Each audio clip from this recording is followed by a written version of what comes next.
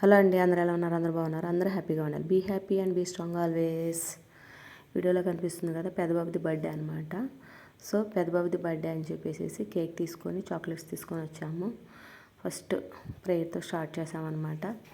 ఇద్దరు బిడ్డలకి దేవుడు మంచి ఆయుష్కాలం ఇవ్వాలని, మంచి జ్ఞానం ఇవ్వాలని, మంచి శక్తి ఇవ్వాలని, మంచి చదువులో మరి ముందుకు వెళ్ళాలని దేవుడికి ప్రార్థన చేసుకున్నాం అన్నమాట. ప్రే చేసుకొని దేవుడికి మంచిగా బిడ్డలిద్దరిని మంచిగా దీవించి ఆశీర్వదించాలని ప్రే చేసుకున్నాము. ప్రే చేసుకున్న తర్వాత కేక్ కటింగ్ చేసామన్నమాట. ఇక్కడ ఏంటంటే మా హస్బెండ్ ప్రే చేస్తున్నాడు, నెక్స్ట్ నేను ప్రే చేశాను అనమాట. సో ఇక్కడ ఒక చిన్న విషయం ఏంటంటే, పిల్లల్ని ఉన్నంతసేపు ఏమో కొంచెం ఇసుకుంటూ ఉంటాము. కొంచెం ఒక హాఫ్ అన్ అవర్ పిల్లలు కొంచెం వదిలి ఎక్కడికైనా వెళ్ళామనుకోండి, ధ్యాస అంతా ప్రతి తల్లిది పిల్లల మీదే ఉంటుంది. ముఖ్యంగా చిన్నపిల్లలు కదా, వాళ్ళ మీద ఉంటుంది. పెద్ద అయిన తర్వాత కొంచెం ఏమన్నా ఎడంగా పెడతామేమో కానీ మనసు, చిన్నప్పుడు మాత్రం మన మనసు అంతా వీళ్ళ మీదే డిపెండ్ అయిపోతుంది. ఏం చేస్తున్నారు, ఇంటి దగ్గర ఏం చేస్తున్నారు అని అలాగే ఆలోచిస్తూ ఉంటాం అనమాట.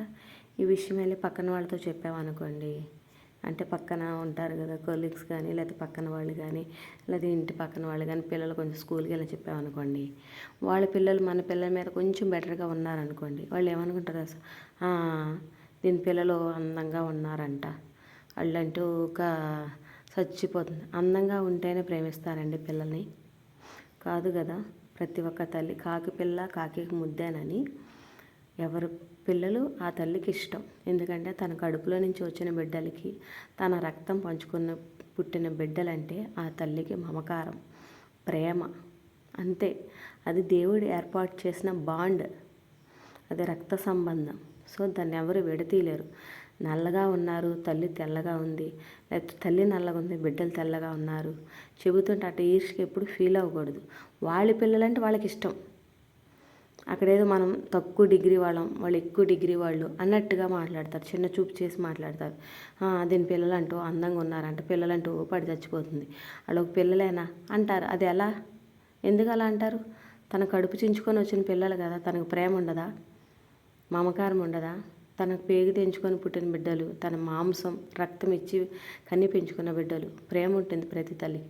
అట్లా నాకు ఎక్స్పీరియన్స్ అయింది, అందుకని మాట చెప్పాలనుకుంటున్నా. అలా మాట్లాడొద్దు, కించపరిచినట్టుగా తుంచినట్టుగా అలా మాట్లాడకండి, నచ్చదు.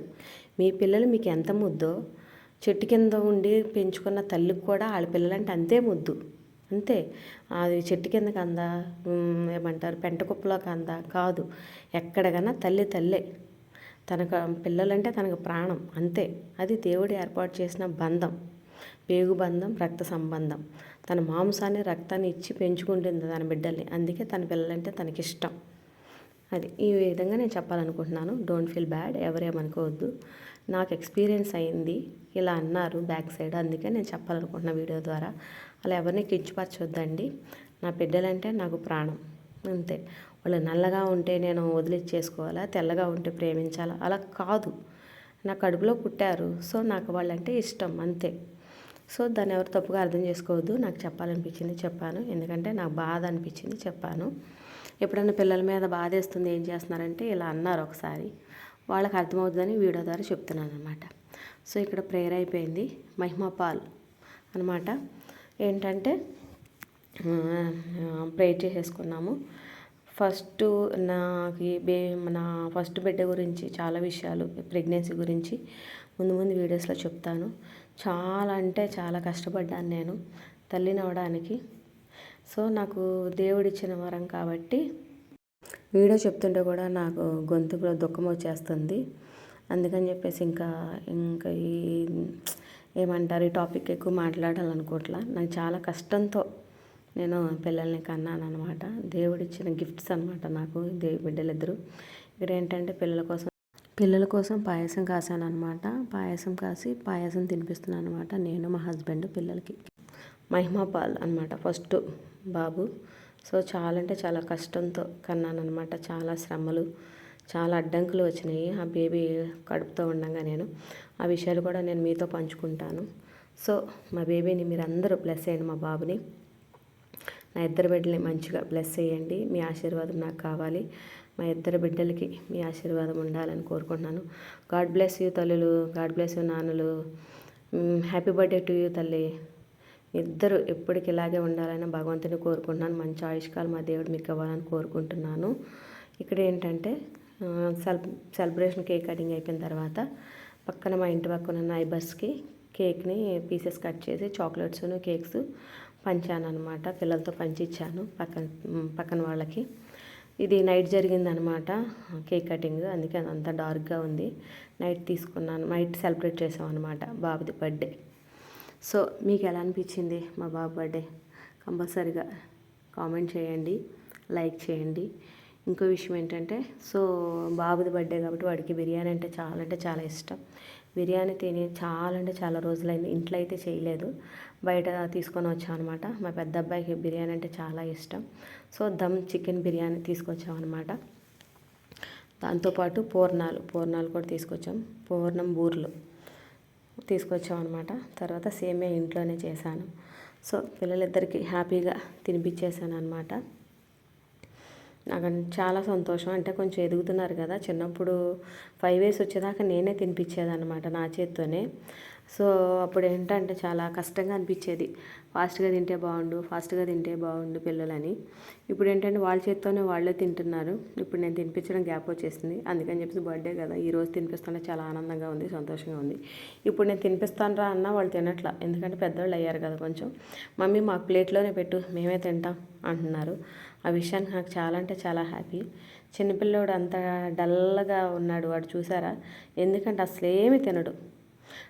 పీడియాట్రిషియన్ కూడా చూపించాను, పిల్లోడు సన్నగా ఉంటున్నాడండి, ఫుడ్ సరిగా తీసుకోవట్లేదంటే మేడం ఒకటే చెప్పారు, యాక్టివ్గా ఉంటున్నాడా లేదో చూసుకోవాలి, హెల్తీగా ఉన్నట్టే.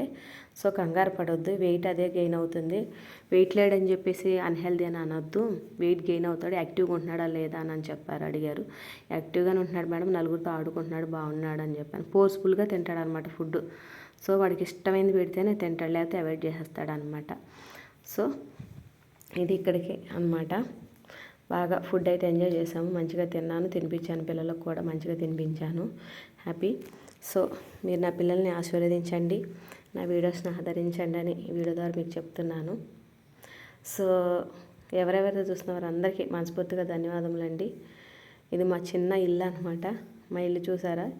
నేనున్నది బెడ్రూమ్ అనమాట. చిన్న బెడ్రూమ్, ఒక చిన్న హాలు, చిన్న కిచెను, చిన్న హౌస్ అనమాట. ఈ హౌస్లోనే దేవుడు ఇంత ఆనందాన్ని, నా బిడ్డలు పెంచుకునే అవకాశాన్ని నాకు ఇచ్చాడు. ఈ చిన్న హౌస్ని దేవుడు నాకు ఇచ్చాడు. I'm happy for that. ఈ హౌస్ లేని వాళ్ళు కూడా చాలామంది ఉన్నారు. దేవుడు నాకు ఈ హౌస్ ఇచ్చినందుకు కూడా నేను దేవుడికి థ్యాంక్స్ చెప్పుకుంటున్నాను. సో మీరందరూ మమ్మల్ని, మా కుటుంబాన్ని, నా బిడ్డల్ని బ్లెస్ చేయండి, ఆశీర్వదించండి. Keep watching my videos to continue. చూస్తున్న ప్రతి ఒక్కరికి మనస్ఫూర్తిగా ధన్యవాదాలు తెలుపుకుంటున్నాను.